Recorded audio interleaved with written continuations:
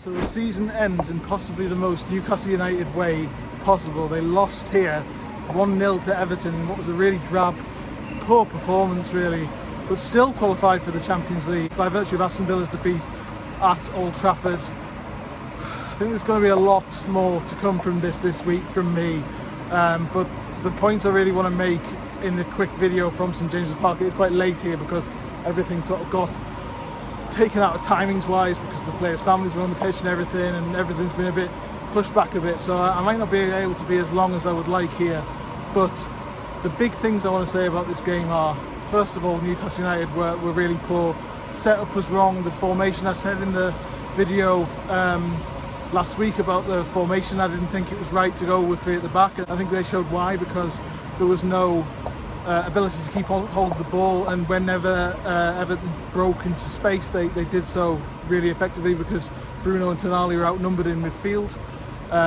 Jacob Murphy really struggled, I thought, with Iliman and Dye on the right hand side, and just didn't look comfortable at wing back. And the changes came at half time, and Dan Burn ended up at left back in a back four. Newcastle still didn't look comfortable, and Everton were very, very comfortable on the counter attack and just sitting deep and making it difficult. They just enjoyed doing that. Jordan Pickford obviously made a number of great saves and was very, very good overall. I think he's definitely learned from a couple of past experiences here at St James's Park. We'll go back to the very start. Alexander Isak was fit. He came through and played 90 minutes, and it was very similar to previous home games. So he's obviously clearly struggling with that groin problem. I think it's obvious he's been struggling with it for a while. The biggest problem for me today was Newcastle just didn't look comfortable. They didn't look like they were everything that I'd built them up to say in the preview and everything I'd said that they'd learned about. And you know, these big occasions they turn up, the crowd were great, War Flags was absolutely phenomenal, but they faltered. They were really, really poor. They didn't take responsibility, they didn't get on the ball.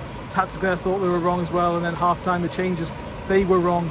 It took until I think Kieran Trippier coming on for Murphy to get the correct structure, but soon after that Callum Wilson and Will Asula both came on. And I think I'm not a believer in just throwing strikers on for strikers' sake. Like, it's easy to say that Eddie Howe's gone for it and that Newcastle were looking for that equaliser by throwing the strikers on, but there was no coherence to it. You know, there was no one out wide, so Isak and Wilson, there was no crosses, no service to them.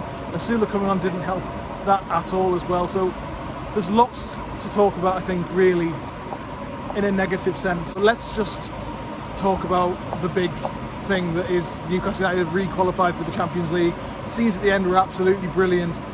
Villa have, by the sounds of it, not been particularly kindly dealt with by VAR and the referees. I'll obviously see that later, but it's all about Newcastle United. You make your own look across the season, and this is the greatest season any of us have ever seen officially now, and it already was, but the second half of it has been absolutely brilliant. From the moment that they won the Cup, they went again. They fully deserve this accolade, and as I say, they rode their luck obviously with Villa's defeat helping them out, but Newcastle are back in the Champions League, and it's such an opportunity to build now. If they're in the Europa League, the financial scenario is completely different. Their ability to attract the right players and also afford at the same time to renew the contracts of the likes of Isak and the likes of Bruno or Tonali or whoever else will need renewals over the next couple of years. That all becomes really difficult, and I think if Newcastle had missed out today, the way that they'd missed out, especially with Villa overtaking them, Villa have got some serious issues with PSR they need to answer now that they're not in the Champions League. Newcastle, having gained that top 5 finish, can really attack the window almost immediately. They know where they are, they know what their budget is, expect a massive, massive summer. This is absolutely huge, and on today's performance, it was really, really bad, as I say. It was worrying because collectively everybody just looked like they were shell-shocked. Nobody took responsibility on the pitch, and then the crowd got more nervous. There wasn't a moment in the game where I thought that Newcastle were going to come back into it. Jordan Pickford was incredibly comfortable whenever Newcastle did get in behind, and that's like once or twice. That's the difference. Honestly, it's such a bizarre way for Newcastle United to have actually done this, but here they are, and they're back in there, and it's a massive, massive, massive summer now. This is the defining summer, I would say, of the project, because before they were bolting the horse, they were seeing where they could go. There was a feeling of, let's see how far that they can go and how far it takes them, and then obviously they'll face difficulty. But this summer now there's expectation that they attack the Champions League. That new system will help them because they'll play easier teams than they did last time. They've got more opportunity to get through. There's the real opportunity to sign 4 or 5 really quality players on top of the players they've already got. This now makes it a very, very difficult summer for anybody else trying to sign, obviously Isak, but Livramento, Bruno, Tonali, anybody really. It's almost impossible, I would say, to get those players out of the club for anything close to their terms. It'll be really, really difficult. Today I thought, as I say, I said that they should go with a back 4 from the start.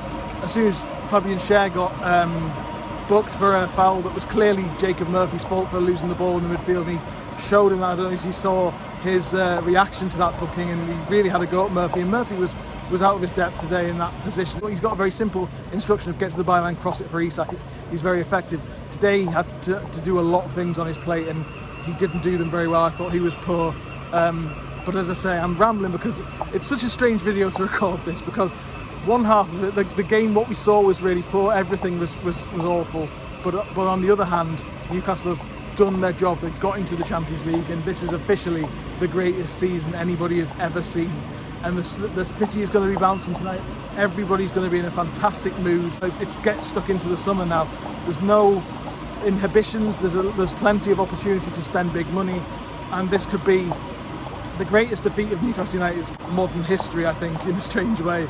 That second half, as I say, the worrying thing though was there was very little evidence of them coming back if Villa hadn't conceded those 2 goals, and obviously they had Emi Martinez sent off. We'll see all of that on Match of the Day. You might very well have seen it, having watched all those highlights. Obviously I've just come out of the press conference. It's such a strange video to record because you've got the juxtaposition of poor performance, brilliant result, and the fact that Newcastle can really build from here.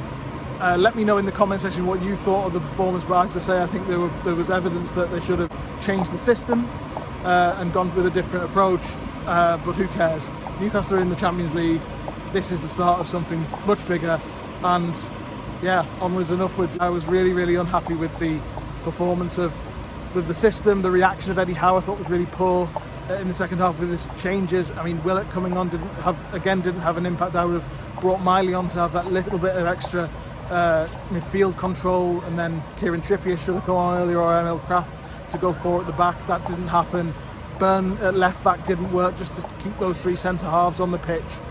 There was plenty wrong with that performance, but as I say, ultimately none of it matters. Newcastle United are back into the Champions League. Plenty to come from me as well over the summer. You're only going to see more content, not less. Thanks so much for joining me on the journey this season. I really appreciate it, and I'll see you next time.